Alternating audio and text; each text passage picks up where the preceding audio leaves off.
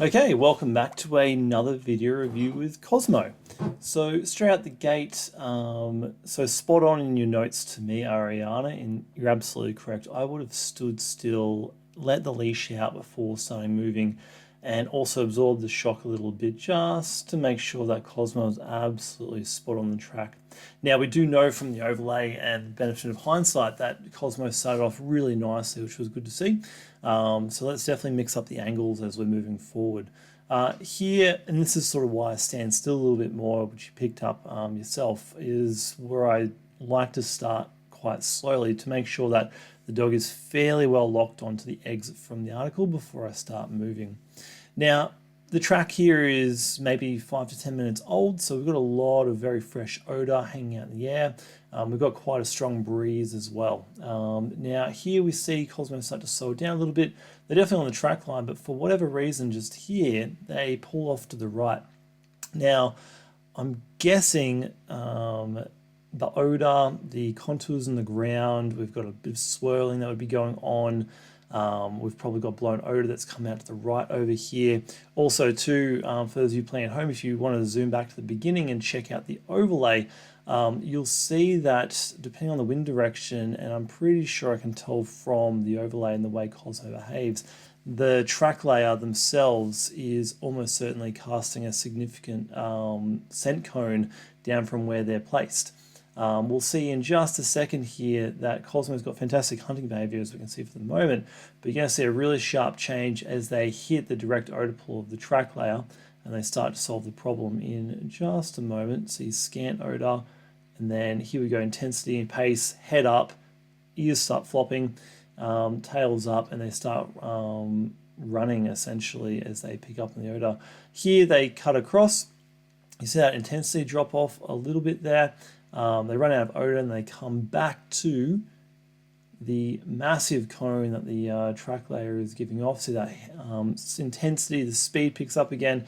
Also notice too that that head pop right there. All of this very much tells us that Cosmo is not so much on the track line, but is in the direct odor pool of the track layer, which in the GAK9 system we're totally fine with. But it is also worth noting that we like to note where we see these changes of behavior, just in case the dog happens to be following the blown odor away from the track layer and potentially running out of odor, which doesn't happen in this case. So really nice finish. Picking up on a couple of trends here with Cosmo, which is really quite informative for designing the next track and so on. So number one is it seems that the fresher the track, the more intense and more able Cosmo is able to work through contamination. Now that may seem like a very duh kind of statement to make, and in a lot of ways it is, but what I'm trying to get at with that one is just point out the fact that Cosmo is really comfortable working odor that's quite fresh. So what we're going to do is we're going to take our time a little bit here and very incrementally increase the age of the track so that we're not setting up Cosmo for failure. So what I'd like to do for the next track is age it out to just 15 minutes and no more. That is also just depending on whether or not you're working in similar climatic conditions to the previous tracks.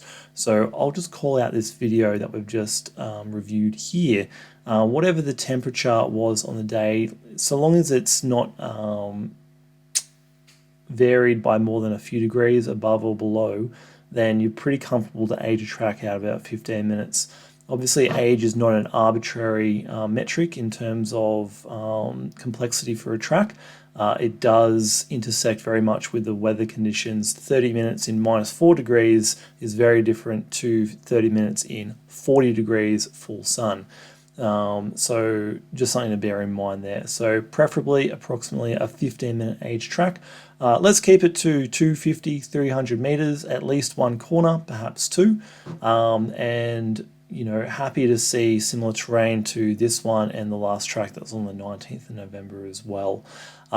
These locations do offer some, you know, potential risks in terms of contamination. However, what I'm liking is the fact that these fresher tracks, Cosmo is highly motivated and does not seem to be getting distracted like we saw in that very first video review.